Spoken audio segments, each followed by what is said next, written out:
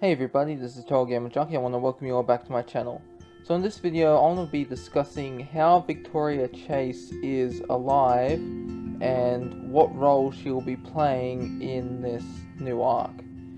Now, the thing is, her being alive contradicts canon, okay? It's so stupid because the timeline she is in is the one that the Dust Chloe is in, which is Max's original timeline. And it's stated in issue 4, near the very ending, you can see that families are gathering at Blackwell Academy, and you can see one of the families who are mourning is the Chase family.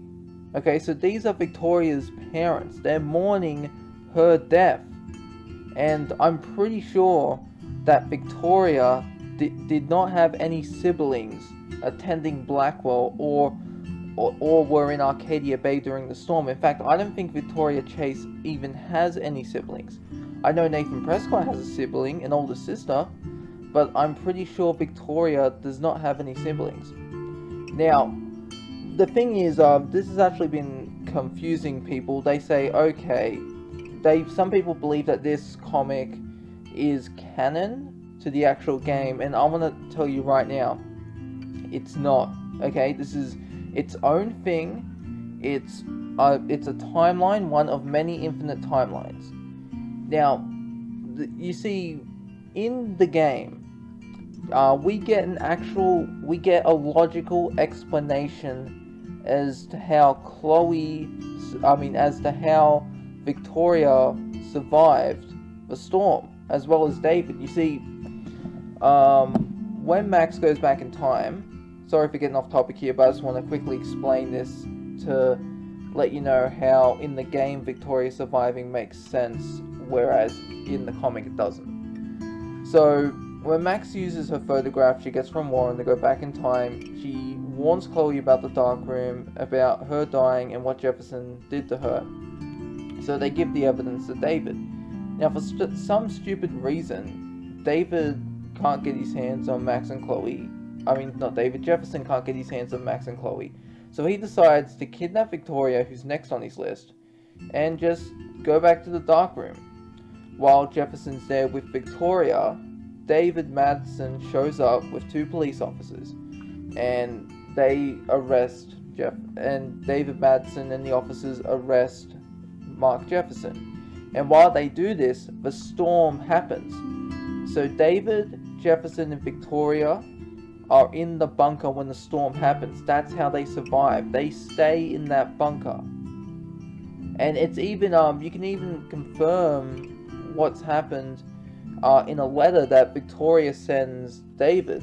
You can find this in Life is Strange 2, episode 5, in David's RV, but this is for if you chose for Arcadia Bay to be destroyed by the storm. If you choose to have Chloe died to save the town, you just find out some stuff about Nathan Prescott.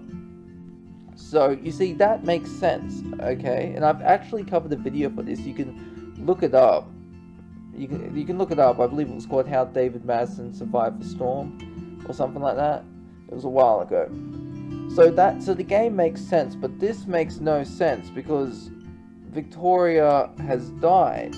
Now, as if any of you have seen the video I've uploaded previously, I explained in that the transect is screwing everything up. It's tearing down the timelines, and I believe it's broken through into this timeline and is trying to kill Max in order to restore the timeline.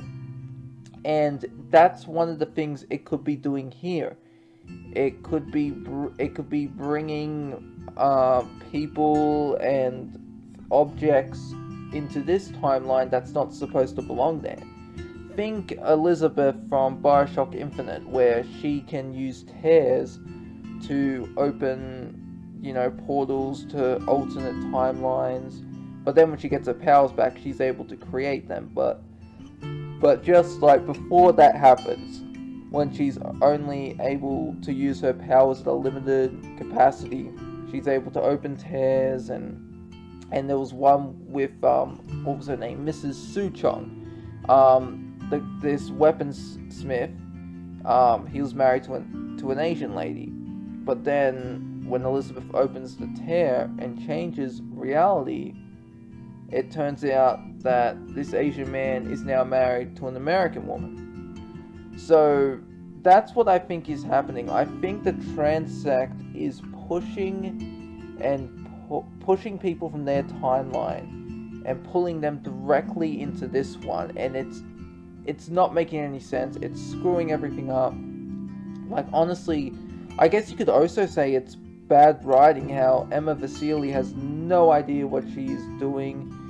She has, like, lost her mind because, okay, like, don't get me wrong, there are some pretty good stuff in these comics. I wouldn't say I love them. I like them. They're good to read. That's why I keep uploading them to my channel for you people who can't access them on your internet for some reason. Like, if it's in your country and you can't read it, that's why, like, I'm getting it.